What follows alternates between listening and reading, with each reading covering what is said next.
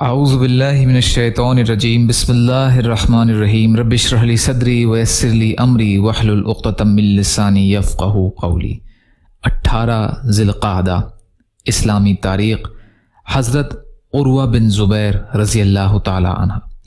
حضرت عروہ بن زبیر رضی اللہ تعالی عنہ مشہور صحابی حضرت زبیر بن عوام رضی اللہ عنہ کے بیٹے اور ابو بکر صدیق رضی اللہ عنہ کے نواسے ہیں۔ ان کا شمار مدینہ کے 7 فقہا میں ہوتا ہے۔ ان کا علم اس قدر مسلم تھا کہ بڑے بڑے صحابی رضی اللہ تعالی عنہ مسائل میں ان سے رجوع کرتے تھے۔ حضرت عروہ نوجوانوں کو کثرت سے علم حاصل کرنے کی ترغیب دیتے تھے۔ فرماتے تھے کہ ہم لوگ بھی ایک زمانے میں چھوٹے تھے، آج وہ دن آیا ہے کہ ہمارا شمار بڑوں میں ہے۔ تم بھی اگرچہ آج کم سن ہو لیکن ایک زمانہ آئے گا جب بڑے ہوگے، اس لیے علم حاصل کر کے سردار بن جاؤ کہ لوگوں کو تمہاری ضرورت پڑنے لگے۔ آپ رضی اللہ تعالی عنہ بڑے عابد اور زاہد تھے۔ آپ رضی اللہ تعالی عنہ کی ذات میں علم، سیادت اور عبادت سب جمع تھی۔ ایک رات کے علاوہ تہجد کبھی ناغہ نہ ہوئی۔ کثرت سے روزہ رکھتے تھے، سفر کی حالت میں بھی روزہ نہ چھوٹتا تھا۔ مرض الموت میں بھی اس معمول میں فرق نہ آیا، چنانچہ انتقال کے دن بھی روزے سے تھے۔ حضور صلی اللہ علیہ وسلم کا معجزہ بدن سے خوشبو آنا۔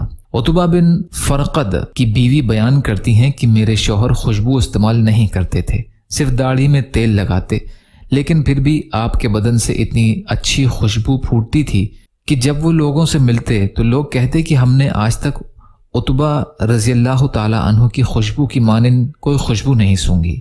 ان کی بیوی فرماتی ہیں کہ میں نے ایک دن ان سے پوچھا کہ آخر یہ خوشبو کس وجہ سے آتی ہے، تو انہوں نے فرمایا مجھے نبی صلی اللہ علیہ وسلم کے زمانے میں پورے بدن میں پھنسیاں نکل آئی تھیں، تو میں نے آپ صلی اللہ علیہ وسلم کے سامنے اس کا اظہار کیا۔ آپ صلی اللہ علیہ وسلم نے مجھے اپنے سامنے بٹھا دیا اور فرمایا اپنا کرتا اتار لو۔ میں نے اتار لیا۔ پھر حضور صلی اللہ علیہ وسلم نے اپنے ہاتھ پر لعاب یعنی تھوک لے کر میرے پورے بدن پر پھیرا تو ساری پھنسیاں ختم ہو گئیں اور اس دن سے میرے بدن سے خوشبو آنے لگی۔ طبرانی صغیر کی روایت ہے، ام عاصم رضی اللہ عنہا راوی ہیں۔ ایک فرض کے بارے میں رکوع اور سجدہ اچھی طرح کرنا۔ رسول اللہ صلی اللہ علیہ وسلم نے فرمایا بدترین چوری کرنے والا وہ شخص ہے جو نماز میں سے چوری کر لیتا ہے۔ صحابہ رضی اللہ تعالی عنہ نے عرض کیا یا رسول اللہ، آدمی نماز سے کس طرح چوری کر لیتا ہے؟ ارشاد فرمایا وہ رکوع اور سجدہ اچھی طرح نہیں کرتا۔ مسند احمد کی روایت ہے، ابو سعید خدری رضی اللہ تعالی عنہ راوی ہیں۔ فائدہ: رکوع اور سجدہ اچھی طرح نہ کرنے کو حضور صلی اللہ علیہ وسلم نے چوری بتایا ہے، اس لیے ان کو اچھی طرح اطمینان سے ادا کرنا ضروری ہے۔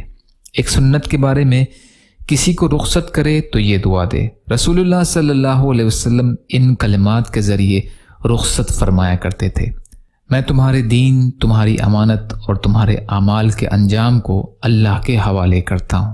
ترمذی کی روایت ہے، ابن عمر رضی اللہ عنہ راوی ہیں۔ ایک اہم عمل کی فضیلت سورہ ملک کی تلاوت مغفرت کا ذریعہ ہے۔ رسول اللہ صلی اللہ علیہ وسلم نے فرمایا ایک سورہ قرآن شریف میں ہے جو 30 آیتوں پر مشتمل ہے، اس نے ایک شخص کی شفاعت کی یہاں تک کہ اس کی مغفرت کی گئی۔ وہ سورہ تبارک الذی بیدہ الملک یعنی سورہ ملک ہے۔ ترمذی کی روایت ہے، ابو ہریرہ رضی اللہ عنہ راوی ہیں۔ ایک گناہ کے بارے میں اللہ کی آیتوں کا انکار تکبر اور بڑائی ہے۔ قرآن میں اللہ تعالیٰ فرماتا ہے جو لوگ بغیر کسی دلیل کے اللہ تعالیٰ کی آیتوں میں جھگڑے نکالا کرتے ہیں ان کے دلوں میں بڑا بننے کی ایسی خواہش ہے جس تک وہ کبھی نہیں پہنچ سکتے۔ سورہ مومن کی آیت کا ترجمہ۔ آخرت کے بارے میں جہنم کی آگ کی سختی۔ رسول اللہ صلی اللہ علیہ وسلم نے فرمایا جو لوگ دوزخ کو 1000 سال تک دہکایا گیا ہے تو وہ سرخ ہو گئی، پھر 1000 سال تک دہکایا گیا تو وہ سفید ہو گئی، پھر 1000 سال تک دہکایا گیا تو اب وہ بہت زیادہ سیاہ یعنی کالی ہو گئی۔ شعب الایمان کی روایت ہے، انس رضی اللہ عنہ راوی ہیں۔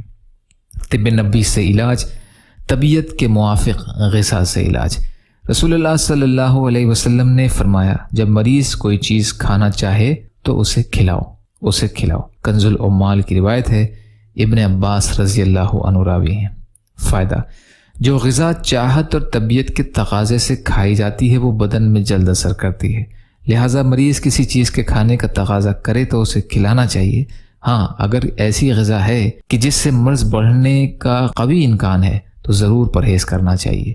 نبی صلی اللہ علیہ وسلم کی نصیحت: رسول اللہ صلی اللہ علیہ وسلم نے فرمایا، اللہ تعالیٰ چھینک کو پسند اور جمائی کو ناپسند کرتا ہے، لہٰذا جب تم میں سے کسی کو جمائی آئے تو جہاں تک ہو سکے اس کو روکنے کی کوشش کرے اور ہاں نہ کہے، اس لیے کہ یہ شیطان کی طرف سے ہوتا ہے اور وہ اس پر ہنستا ہے۔ ابو داؤد کی روایت ہے، ابو ہریرہ رضی اللہ تعالیٰ عنہ راوی ہیں۔